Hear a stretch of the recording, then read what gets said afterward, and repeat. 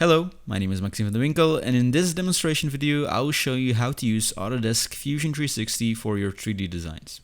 Unlike Autodesk Inventor, Fusion 360 is a free application for non-commercial usage that works for both Windows and macOS. One of the most important things in 3D design software is how you can pan and orbit around your 3D design. In Fusion 360 you can do this by holding your scroll wheel button. This allows you to pan around the plane. Orbiting around the 3D object can be done by holding Shift and clicking your scroll wheel. Fusion 360 also provides a way for you to use different pan and orbit configurations that are similar to other Autodesk software that you may be familiar with.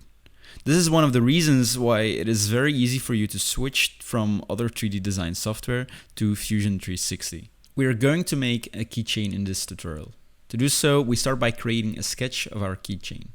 We use a rectangle shape with the dimensions 40 mm for the width and 20 mm for the height. Unlike Tinkercad, where every object is a 3D object, we have the ability to first create a 2D sketch of our design and convert it to 3D in a later stage.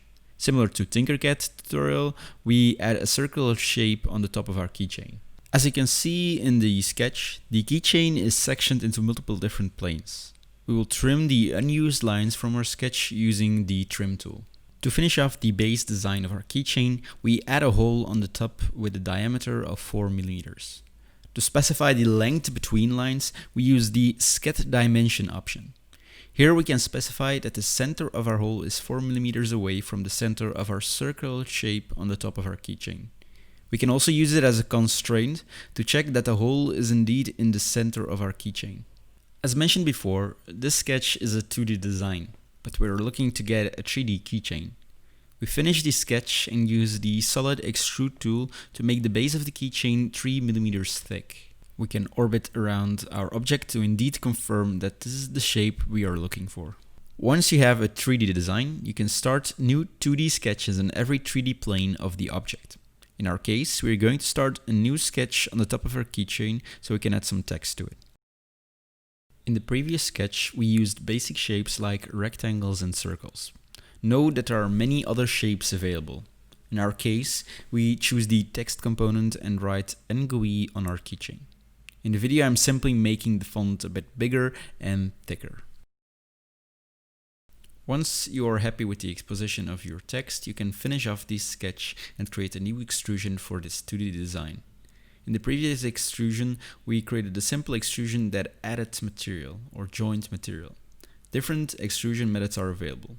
For our text, we will cut away some part of our keychain, so the text is sponged out of our design. You can manually do this by selecting the extrusion operation or simply enter a negative number in the extrusion distance. In my case, I will have -3 mm extrusion, cutting away the complete thickness of our keychain. In the previous examples, we always used 2D sketches to modify our 3D design. It is also possible to perform direct operations on your 3D object. This can be simple things like rounding corners or more complex operations like creating a threaded insert on a cylinder shape. Our keychain is now ready to print. Simply save the design as an STL object and include it in Cura. This example was very basic, but Fusion 360 allows you to create very complex shapes and even assemblies that consist of thousands of parts. Other than Inventor, it's a bit less efficient with large designs, but this should normally not really matter for normal usage. Also know that designs are always stored in the cloud and that you cannot save them locally on your PC. I hope that you enjoyed this video, and if you have any other questions, feel free to contact me.